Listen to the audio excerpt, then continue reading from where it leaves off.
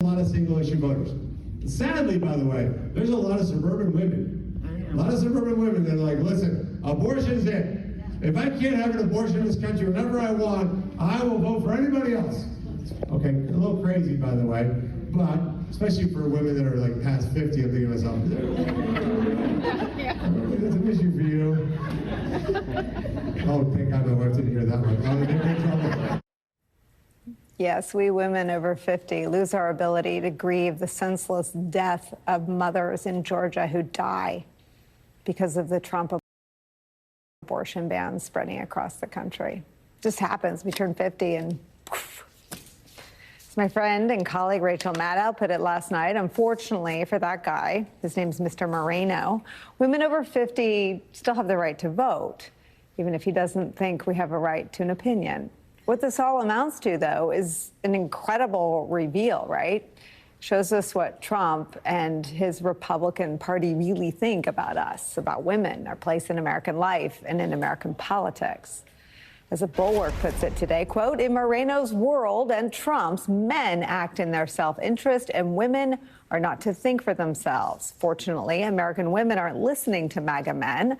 One has to be impressed by the good sense and self-confidence of today's American women. Now, if only a few more American men had the good sense and self-confidence to listen to American women. Donald Trump and the MAGA movement showing all of us exactly who they are and where they see women, our daughters, our sisters, our mothers in America in the year 2024 is where we start. Former Senator, host of MSNBC's How to Win 2024 podcast, Claire McCaskill, is back with us. Also back, President of Reproductive Freedom for All, Mini Timuraju, and the Executive Director of Republican Voters Against Trump, the publisher of the Bulwark, Sarah Longwell's here. Sarah, what is the state of sort of the, not just the female vote for Trump, but these issues driving the men who love the female voters in a way that could be significant in November? Yeah, you know, I got to say, first of all, the gap that is opening up in terms of gender is more or less like nothing we've ever seen before. I mean, women are breaking hard for Kamala Harris. Obviously, Trump is doing better with men. I think when we look back on this election, the big story is going to be the gender polarization. But what is interesting about the Moreno comments is this idea that the reason that women are breaking disproportionately for Kamala Harris is just because of abortion. That is wrong. Women care very much about the economy. They care about crime. They care about immigration. They care about all the same issues that that men do. I think what's happening, though, is that the Republican Party, and Donald Trump specifically, has a strategy of trying to run up the numbers with men. That is why he picked J.D. Vance as his running mate.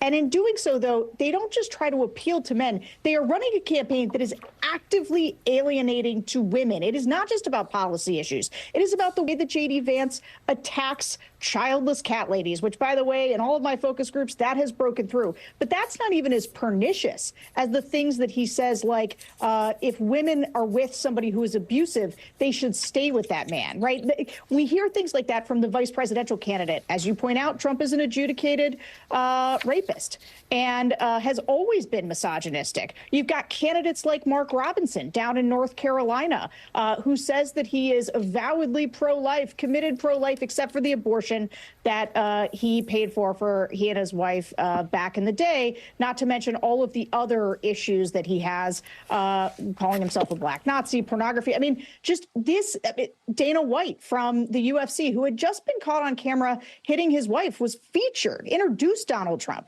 at the Republican National Convention. I mean, the list goes on in terms of the way that this Republican Party creates a sense that women don't have a place in that coalition. And so for Donald Trump to treat them like the I am your protector is a particular form of gaslighting. It's almost like somebody who is an abuser, the way that they would then talk to the abused to try to keep them sort of encircled or ensnared by them. But based on the poll numbers and his dismal poll numbers with women are not falling for it. You know, Sarah, I went and read the Sean Combs indictment today because I made this argument yesterday that when we look back, the story will be the enablers, right? The apparatus. And the Epstein story, right, is about an insane, sadistic man. But the story now that is covered is about the apparatus, the enablers, who knew.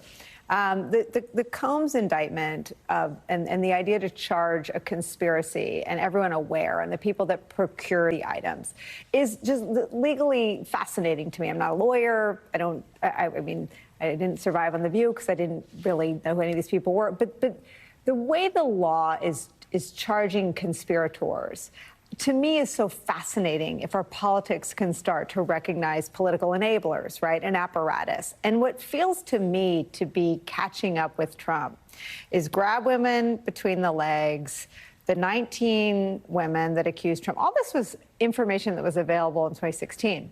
And for Trump, instead of doing things to ameliorate the perception that he's a misogynist and an unapologetic one, an adjudicated sexual abuser and defamer of E. Jean Carroll, he defames her again after a jury of her peers finds him liable for that. Instead of moving to the center on abortion, which a lot of Trump supporters thought he would do. He's proud of his decision. And today's news on that front is that he's going to prosecute and jail anyone who criticizes those judges. No one has threatened judges more often than Donald Trump, but he's going to come after anyone who threatens the judges who decided Roe. And I wonder where there's sort of been narrative affirmation for the record, the years and the record of the public statements that start on Access Hollywood in terms of his political life, and that seemed to culminate in this gaslighting last night, as you said, the language of an abuser. I alone can protect you. Well, this idea of the apparatus, I'm so glad you brought it up, because here's the thing. I've always believed this, that courage is contagious, right? Doing the right thing, speaking out against Trump, that's contagious, and that's how you build a permission structure. But you can also build a negative permission structure, because cowardice is also contagious. And this is the story of the last decade of the Republican Party.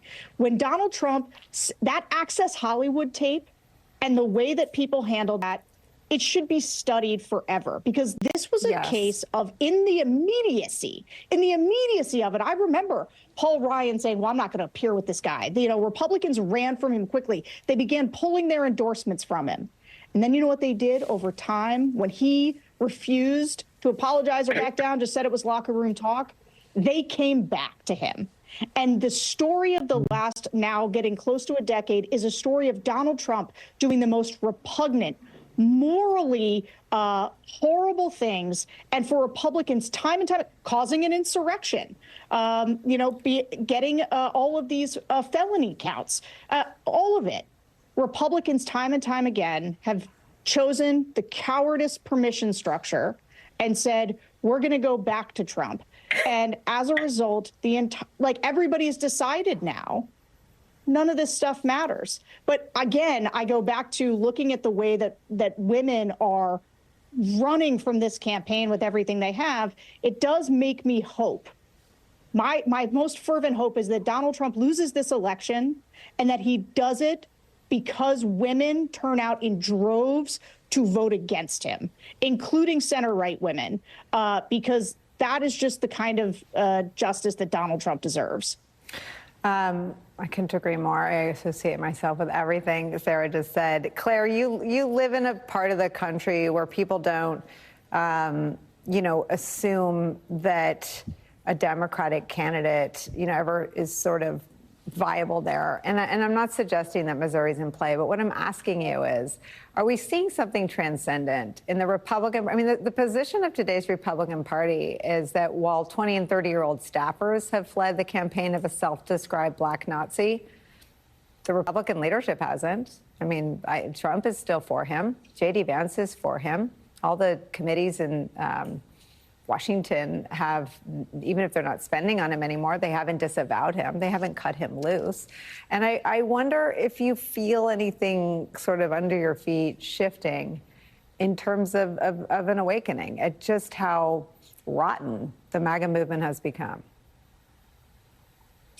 Yeah, there has been a real shift what Trump has done is he has taught Republicans to lose their moral compass. He's taught them how to do it. He models it every day. if you look at what Todd Akin said in 2012, it was nothing compared to what Robinson and what has been exposed for this candidate that's running for governor in North Carolina. In 2012, the Republican leadership all stood up and said and rejected Todd Akin. That's why I won by such a big margin. It wasn't what he said. It was the reaction of the Republican leaders. That's all gone now. What Mitch McConnell has done, and I name him first because I think he is as guilty as anyone else, maybe more guilty. But what Thune has done, what all the Republican senators have done, what all the Republican House members have done, is they have made this normal in the Republican Party. I do not want to hear a lecture from the Speaker of the House about his Christian morality when he couldn't even speak against Robinson at his press conference today. I mean, give me a break. He wants to talk about how he and his son read the Bible together, and he can't speak out against a man who has done the things that Robinson has done and said the things that he said. It's unbelievable to me. And, you know, the thing that really struck me, Nicolle, about Trump and women, he's not trying to get women, except now he's panicking because the gap is so big.